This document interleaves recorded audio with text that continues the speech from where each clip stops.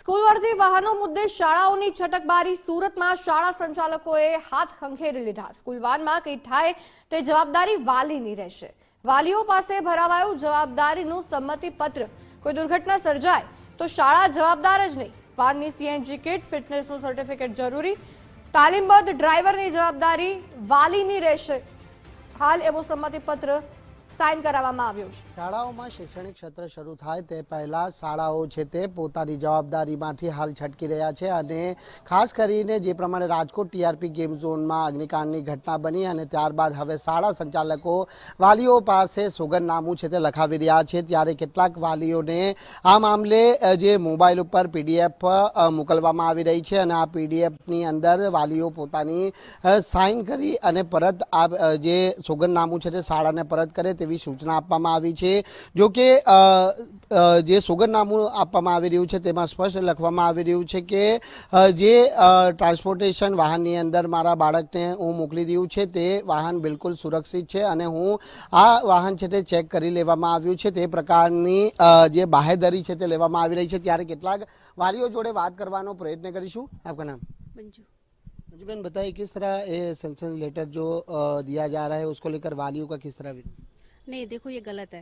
अगर स्कूल की भी जिम्मेदारी होनी चाहिए और वैन वाले की भी जिम्मेदारी होनी चाहिए। मतलब पेरेंट्स की तो है ही, लेकिन उसकी स्कूल की और वैन वाले की तो होनी चाहिए। उनसे भी लिखवा लो कि हम बच्चों को अगर भेज रहे हैं तो सुरक्षित हाथों में दे रहे हैं हम बच्चों को। लेकिन स्कूल संचालकों अपनी जवाबदारी में से बाहर निकल रहे हैं, ऐसा नहीं लग रहा है? हाँ, लग रहा है ना। वो मतलब इरिस्पॉन्सिबल हो रहे हैं। उनको भी अपनी जिम्मेदारी समझनी चाहिए। ये गलत है। जी, आप अरुणा। બેન, શું કહેશો? જે પ્રમાણે સોગંદનામું લખાડવામાં આવી રહ્યું છે તેને લઈને વાલીઓ પોતાના બાળકોને લઈને કઈ રીતના અસુરક્ષાની લાગણી? હવે આપણે ઘરેથી તો મોકલીએ એમને વેનમાં, તો પછી જો એમાં બેવની રિસ્પોન્સ વાલીની ઓછી થઈ જાય છે, કેમ કે આપણે એમના ભરોસે એમને મોકલીએ છીએ। તો ફર્સ્ટ પ્રાયોરિટી સ્કૂલવાળાની હોય છે, પછી એમને વેન એના તરફથી જ હોય છે ને, તો વેનવાળાની હોય છે। તો હવે એ લોકો જો હાથ ઊંચા કરે તો આપણે ભરોસો કોના ઉપર કરીએ? આપણે જો ન કરીએ સ્કૂલ ઉપર કે ન કરીએ વેન ઉપર, તો આપણું બાળક તો ઘરે પહોંચે ત્યાં સુધી તો આપણે ટેન્શન જ ને, કે ગમે તે થઈ શકે। જેવું તમે કહો છો કે રાજકોટની વાત આપણે કરીએ તો એમાં બી એનઓસી પાસ કર્યું પછી કોઈ જ વસ્તુ નહીં, તો આ એક આંખ આડા કાન કરવા જેવી વાત છે કે આપણું છોકરું ઘરે ના આવે ત્યાં સુધી આપણો જીવ અધર જ રહી છે અને આપણે ફી દઈએ છીએ, બધું કરીએ છીએ, છતાં બી જો આપણું બાળક અનસેફ હોય તો આપણે અમારે તો લોકોનો એવો છે માંગ કે સ્કૂલ આનાથી હાથ ઊંચા ન કરી શકે।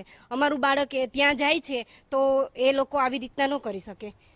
એ બસ એટલે આ જે સોગંદનામું લખાવવામાં આવી રહ્યું છે તે તદ્દન ખોટી વાત છે। ખોટી વાત છે ને, કેમ કે તમે ફીસ લ્યો છો અને તમે સોગંદનામું લખાવીને આવું ઇનરિસ્પોન્સિબલ બનો છો કે અમારી